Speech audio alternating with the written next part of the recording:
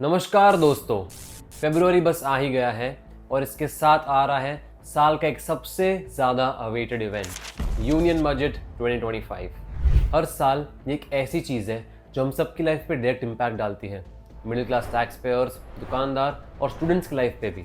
इस बार की बात करें तो इकोनॉमी कोविड के बाद तो संभल रही है, लेकिन चैलेंजेस अभी भी हैं, जैसे महंगाई, जॉब्स की कमी और सरकार के खर्चे। तो चलिए आज हम समझते हैं कि बजट 2025 से क्या क्या उम्मीदें हैं और अगर ये सब सच में होता है तो इसका हमारी लाइफ पे क्या असर पड़ेगा।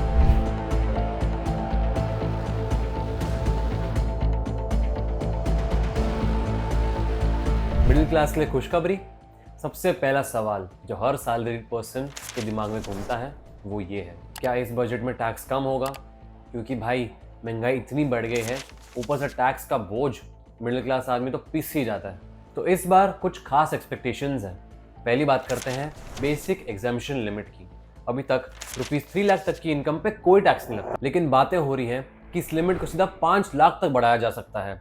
इमेजिन करो, अगर ऐसा होता है तो कितने ज़्यादा लोग टैक्स के दायरे से बाहर आ जाएंगे। ये एक बहुत बड़ा रिलीफ होगा मिडिल क्लास फैमिलीज के लिए।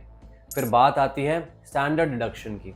अभी सैलरीड एम्प्लॉयज़ को 50,000 का स्टैंडर्ड डिडक्शन मिलता है, लेकिन इस बजट में इसको डबल करके 1 लाख करने की बात चल रही है।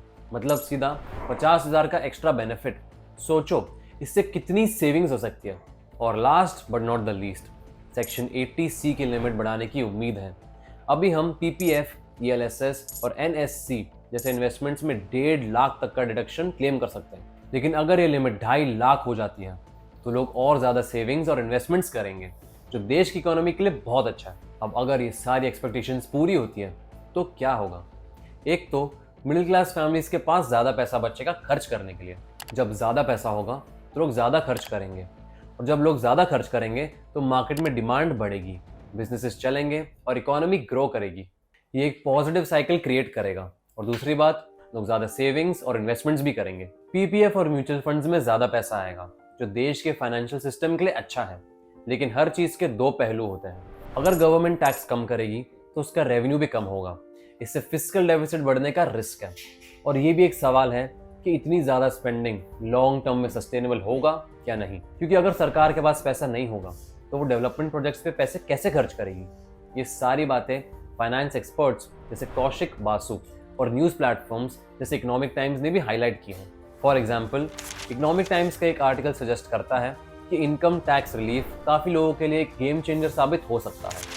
अब बात करते हैं GST की। GST यानी गुड्स एंड सर्विस टैक्स अब तक छोटे और मीडियम साइज बिजनेसेस के लिए एक सरदर्द बना हुआ है। फाइलिंग प्रोसेस इतना कॉम्प्लिकेटेड है कि हर बार बिजनेसेस को प्रोफेशनल्स हायर करने पड़ते हैं सिर्फ GST रिटर्न फाइल करने के लिए।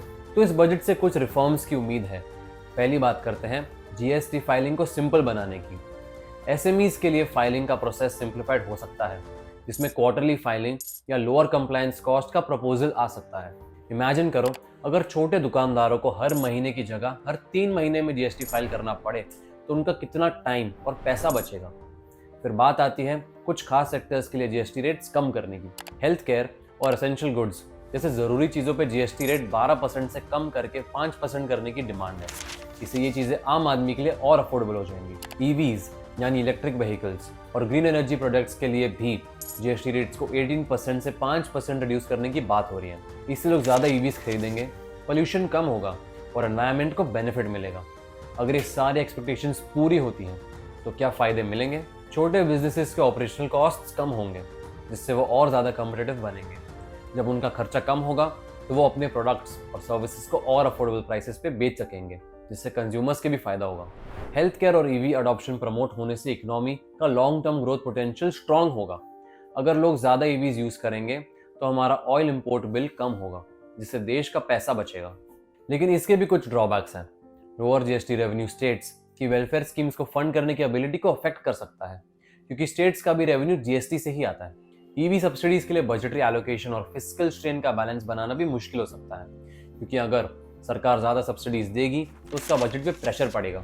CNBC TV18 के हिसाब से GST रैशनलाइजेशन पर अब तक काफ़ी डिस्कशन हो चुकी है, और एक्सपर्ट्स जैसे मोंटेक सिंह अहलूवालिया भी ये मानते हैं कि इससे कंप्लायंस बर्डन कम हो सकता है। अब बात करते हैं एनवायरनमेंट की, जो आजकल एक बहुत बड़ा कंसर्न है। इंडिया का टारगेट है 2070 तक नेट जीरो एमिशंस अचीव करना। मतलब हम जितना कार्बन डाइऑक्साइड प्रोड्यूस करते हैं उतना ही अब्जॉर्ब भी करना है। तो बजट 2025 से कुछ इंपॉर्टेंट स्टेप्स की उम्मीद है।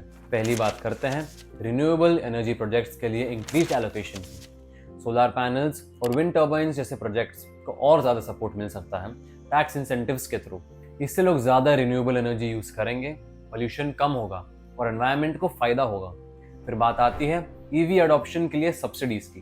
फेम 2 स्कीम के अंदर ईवी बायर्स के लिए सब्सिडीज़ बढ़ाने की बातें हो रही हैं। इससे लोग ज़्यादा ईवीज खरीदेंगे और पेट्रोल डीजल पे हमारी डिपेंडेंस कम होगी। और last but not the least, green hydrogen में इन्वेस्टमेंट की भी बातें हो रही हैं। ग्रीन हाइड्रोजन को इंडिया का नेक्स्ट बिग एक्सपोर्ट बनाने के लिए प्रोजेक्ट्स अनाउंस हो सकते हैं। इससे इंडिया एक ग्लोबल लीडर बन सकता है in the field of green energy. अगर ये सारी एक्सपेक्टेशंस पूरी होती हैं तो क्या फ़ायदे होंगे? रिन्यूएबल एनर्जी जैसे इमर्जिंग सेक्टर्स में नए जॉब्स क्रिएट होंगे। जब नए प्रोजेक्ट्स लगेंगे तो उन्हें चलाने के लिए भी लोगों की ज़रूरत होगी, जिससे एम्प्लॉयमेंट बढ़ेगी। लेकिन इससे भी कुछ ड्रॉबैक्स हैं। ग्रीन ट्रांजिशन का कॉस्ट काफ़ी हाई होगा, जो फिस्कल बजट पे प्रेशर डाल सकता है, क्योंकि रिन्यूएबल एनर्जी प्रोजेक्ट्स लगाने में काफ़ी पैसा लगता है। शॉर्ट टर्म बेनिफिट्स की जगह लॉन्ग टर्म रिटर्न्स होंगे, जो पब्लिक एक्सपेक्टेशंस से मिसमैच हो सकता है, क्योंकि ग्रीन एनर्जी के बेनिफिट्स इमीडिएटली नहीं दिखते, बल्कि लॉन्ग टर्म में दिखते हैं। इकोनॉमिक टाइम्स और मिंट की रिपोर्ट्स के मुताबिक रिन्यूएबल एनर्जी में इन्वेस्टमेंट 2025 बजट का एक मेजर हाईलाइट हो सकता है। इंफ्रास्ट्रक्चर हमेशा से हर बजट का एक इम्पॉर्टेंट हिस्सा रहा है और 2025 के लिए भी इससे काफ़ी उम्मीदें हैं। पहले बात करते हैं रेलवेज की। रेलवेज इंडिया का एक बहुत बड़ा ट्रांसपोर्ट नेटवर्क है और इस बजट में रेलवेज के लिए रिकॉर्ड ब्रेकिंग 3.5 लाख करोड़ का एलोकेशन हो सकता है। इससे रेलवेज और मॉडर्न होगी, ट्रेन्स और फास्ट चलेंगी और लोगों का ट्रैवल टाइम कम होगा। फिर बात आती है अर्बन इंफ्रास्ट्रक्चर की। स्मार्ट सिटीज़ और मेट्रो प्रोजेक्ट्स के लिए हायर एलोकेशंस की उम्मीद है। इससे शहरों में रहने वाले लोगों की लाइफ और ईजी हो जाएगी। और last but not the least, road projects की भी बातें हो रही हैं। एक्सप्रेसवेज और हाईवेज के लिए नए प्रोजेक्ट्स अनाउंस हो सकते हैं। इससे सिटीज़ और टाउन्स के बीच कनेक्टिविटी और इम्प्रूव होगी और गुड्स का ट्रांसपोर्ट भी ईजी हो जाएगा। अगर ये सारी एक्सपेक्टेशंस पूरी होती हैं तो क्या फ़ायदे होंगे? इम्प्रूव कनेक्टिविटी से बिजनेसेस को बेनिफिट मिलेगा। जब रोड्स और रेलवेज अच्छे होंगे तो गुड्स का ट्रांसपोर्ट ईजी होगा, जिससे बिजनेसेस ग्रो करेंगे। अर्बन एरियाज में पोल्यूशन और ट्रैफिक रिड्यूस होगा।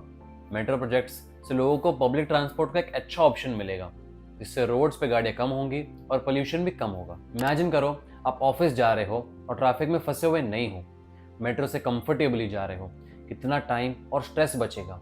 लेकिन इसके भी कुछ ड्रॉबैक्स हैं। डिलेज इन प्रोजेक्ट कंप्लीशन हमेशा से एक इशू रहा है। कई बार देखा गया है कि इंफ्रास्ट्रक्चर प्रोजेक्ट्स टाइम पे कंप्लीट नहीं होते, जिससे उनका कॉस्ट भी बढ़ जाता है और लोगों को भी फायदा देर से मिलता है। करप्शन और मिसमैनेजमेंट के रिस्क्स इंफ्रास्ट्रक्चर स्पेंडिंग में हाई होते हैं, क्योंकि इतना ज़्यादा पैसा इन्वॉल्व होता है, इसलिए करप्शन के चांसेस भी बढ़ जाते हैं। इसलिए ज़रूरी है कि गवर्नमेंट इस पर स्ट्रिक्ट एक्शन ले और ट्रांसपेरेंसी मेंटेन करे। एनडीटीवी और फाइनेंशियल एक्सप्रेस की रिपोर्ट्स के मुताबिक 2025 का इंफ्रास्ट्रक्चर बजट काफ़ी एम्बिशियस होने वाला है। देखते हैं ये प्रोमिसेस कब तक पूरे होते हैं। अब बात करते हैं सोशल वेलफेयर की, मतलब समाज के कमज़ोर वर्गों की मदद की।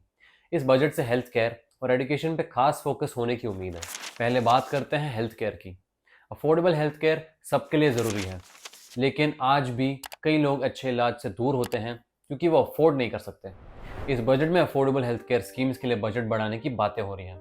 इससे ज़्यादा लोगों को अच्छा इलाज मिलेगा और वो हेल्दी लाइफ जी पाएंगे। फिर बात आती है स्किल डेवलपमेंट प्रोग्राम्स की। आजकल टेक्नोलॉजी इतनी तेज़ी से बढ़ रही है कि लोगों को न्यू स्किल्स सीखना बहुत ज़रूरी है। इस बजट में डिजिटल लर्निंग और स्किलिंग इनिशिएटिव्स के लिए न्यू फंडिंग की बातें हो रही हैं। इससे यूथ को नए स्किल्स सीखने का मौका मिलेगा और वो बेटर जॉब्स पा सकेंगे। अगर ये सारी एक्सपेक्टेशंस पूरी होती हैं तो क्या फ़ायदे होंगे? रूरल एरियाज़ में एम्प्लॉयमेंट अपॉर्चुनिटीज़ क्रिएट होंगी। जब हेल्थ केयर और एजुकेशन फैसिलिटीज़ बढ़ेंगी तो उन्हें चलाने के लिए भी लोगों की ज़रूरत होगी, जिससे गांव में भी जॉब्स क्रिएट होंगी। हेल्थ केयर और एजुकेशन एक्सेसिबल होने से ह्यूमन कैपिटल का क्वालिटी इंप्रूव होगा। जब लोग हेल्दी होंगे और एजुकेटेड होंगे तो वो देश की इकोनॉमी में और भी ज़्यादा कंट्रीब्यूट कर पाएंगे। लेकिन इसके भी कुछ ड्रॉबैक्स हैं। इम्प्लीमेंटेशन इश्यूज़ और करप्शन वेलफेयर स्कीम्स का इंटेंडेड इम्पैक्ट रिड्यूस करते हैं। कई बार देखा गया है कि स्कीम्स तो अच्छी होती हैं, लेकिन उनका इम्प्लीमेंटेशन प्रॉपरली नहीं होता, जिससे लोगों को उनका पूरा फ़ायदा नहीं मिलता। WHO और इंडियन एक्सप्रेस की रिपोर्ट सजेस्ट करती है कि हेल्थ केयर और एजुकेशन बजट्स में इंक्रीज़ की डिमांड काफ़ी स्ट्रॉन्ग है।